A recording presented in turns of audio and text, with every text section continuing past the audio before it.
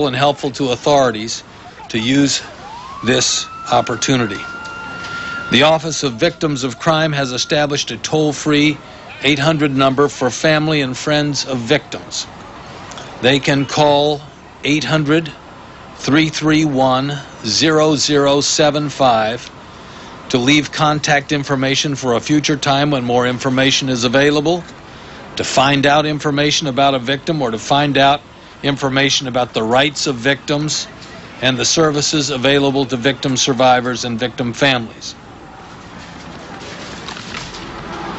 The determination of these terrorists will not deter the determination of the American people.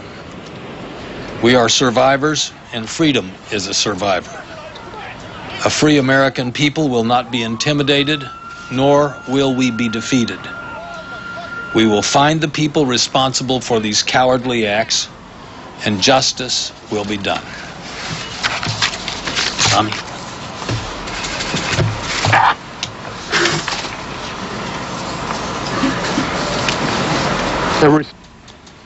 It is now our mission to begin the healing from this tragedy. From the moment that we learned of these attacks, the Department of Health and Human Services has begun readying teams and resources to be sent to New York City and the Washington area to meet any needs of state and local officials. So far, we have sent 4 disaster medical teams to New York City, and 3 of these disaster medical teams to the Washington, Northern Virginia, Baltimore area. These medical teams each consist of about 35 physicians, nurses, and emergency medical technicians. They are all trained to deal with traumatic injuries and other emergency needs. We've also sent 4 disaster mortuary operational response teams to New York and 3 to the greater Washington area. We're also in the process of shipping a great deal of emergency medical supplies to New York City with the help of the Centers for Disease Control. In short, we're making the full force of the Department of Health and Human Services, both its resources and medical expertise available to the areas that need our assistance. We've also this afternoon activated the United States Public Health Service Commission Corps, which consists of approximately 6,000 health professionals. We also are giving backup assistance to the 500-bed ship Comfort from the United States Navy. Americans all over are calling up and asking what they can do. The best thing they can do is respond to this great call by volunteering to give blood. We need Americans to continue to answer that call. No matter where you live, please do your civic duty and assist us by donating blood. It is our primary job is to make sure Americans harmed by this tragedy get the help that they need. We will remain in constant contact with the governors, the mayors, public health officials, and other local officials to make sure that all their needs are being met. It is a sad day, but America and all of its citizens certainly share tonight in the grief that it's been caused. And as the President and everybody in his administration have said, we, the government, will continue to operate and continue to provide the services to all Americans.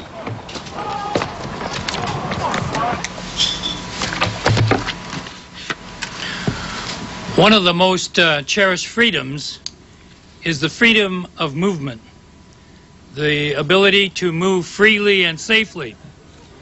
But today that freedom was attacked. But we will restore that freedom throughout the national transportation system as soon as possible. Morning. You're actually looking at the second attack on the South Tower of the World Trade Center there. The attacks were 18 minutes apart. We're going to show you images of thousands and thousands of people leaving these buildings that are on fire.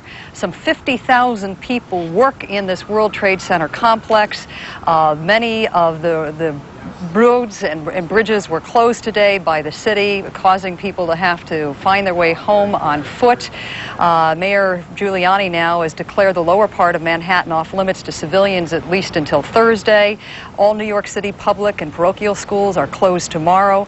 All businesses below 14th Street in New York City will be closed tomorrow. Both the NASDAQ and the Dow Jones will be closed tomorrow.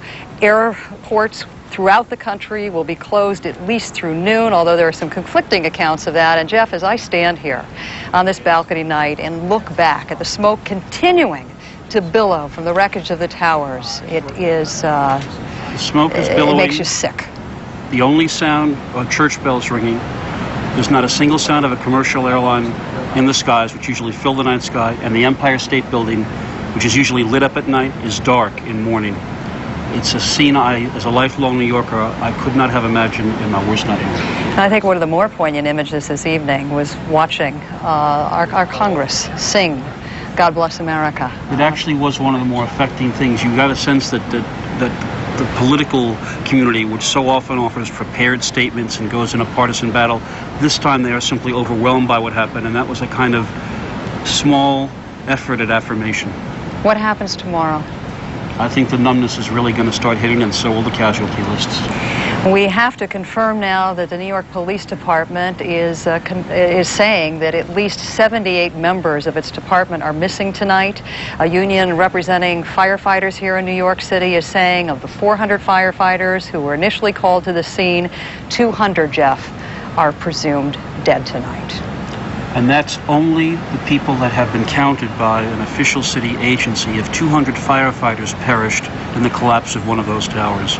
This is why I think tomorrow's going to be, as I said, a tougher day than today. We had earlier a gentleman on who was working on the 65th floor of the North Tower, the World Trade Center, and he said this is just becoming real to him for the first time. But I can imagine across the country, this sense of shock really will turn to outrage.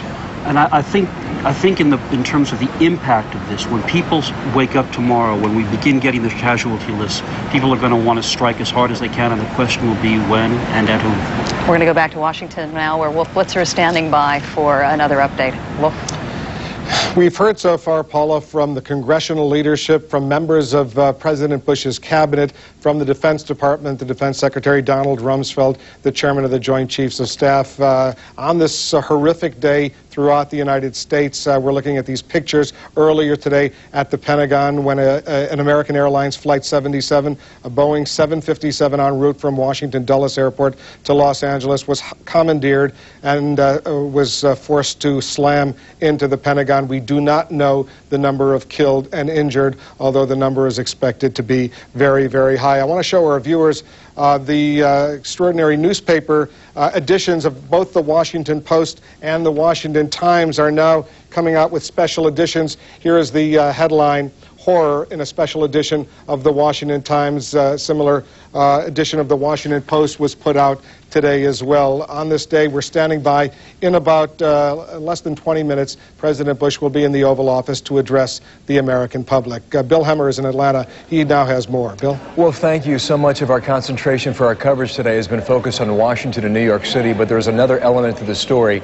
In Somerset County, that's in western Pennsylvania, southeast of Pittsburgh, United Airlines Flight 93, bound from Newark, New Jersey to San Francisco, went down in a field.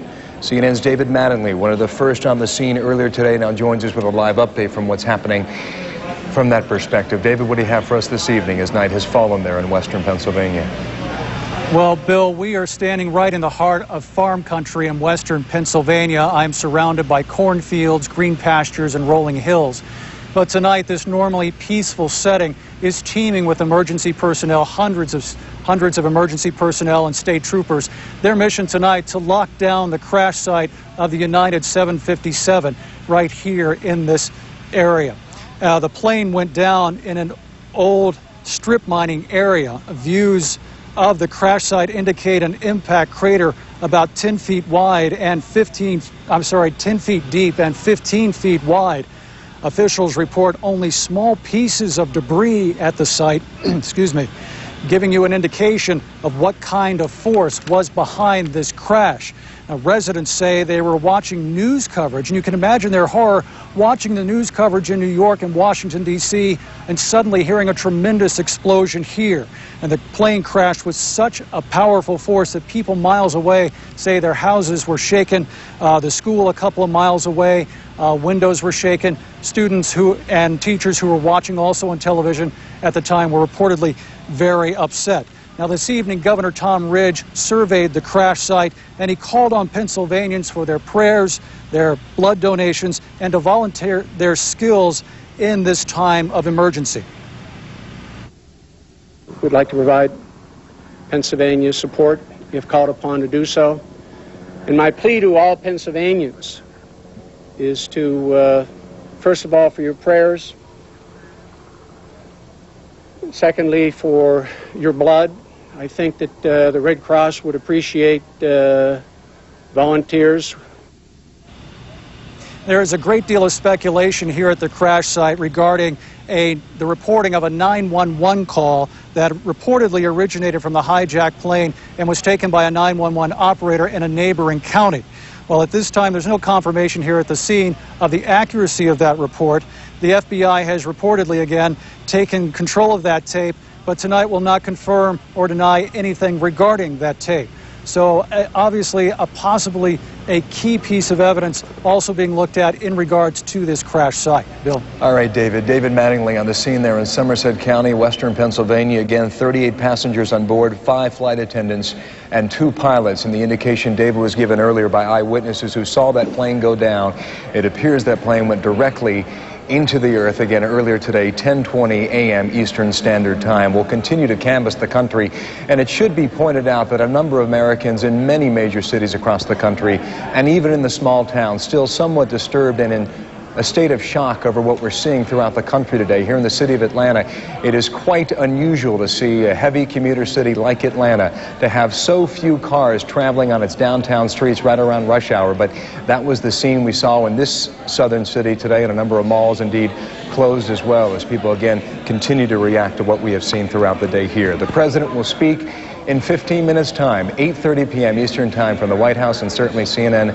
will have live coverage when that suggested the American people did not have the resolve. With 81 passengers and 11 crew members on board, crashed into one of the towers at 8:45 Eastern Time yesterday, and less than 10 minutes later, a second plane, United Flight 175, with 56 passengers and 9 crew members aboard, crashed into the other tower.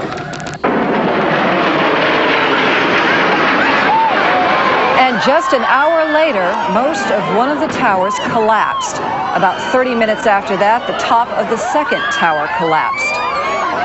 At the Pentagon, witnesses said another hijacked plane crashed into what's known as the Army Corridor. A portion of that building collapsed as well. About 2 hours after the planes hit the Trade Center towers, the buildings collapsed, showering the area with debris and dust.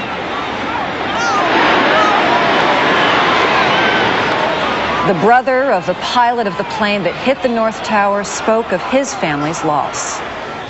I ask all of you for your prayers for, as I refer to him, as Brother John. Welcome back to our special coverage of America Under Attack. I'm Judy Fortin from CNN Center in Atlanta. The search goes on for survivors in the ruins of the Twin Towers in New York City. But officials are turning to a more grim task. They've announced more body bags are on their way to New York, bringing the total to about 11,000. Rescuers are working around the clock to search the debris left when 2 hijacked planes slammed into the towers Tuesday, toppling them. Earlier today, New York Mayor Rudy Giuliani held a news conference about the death toll so far. We now have a count of 94 bodies that have been recovered, 46 of which have been identified.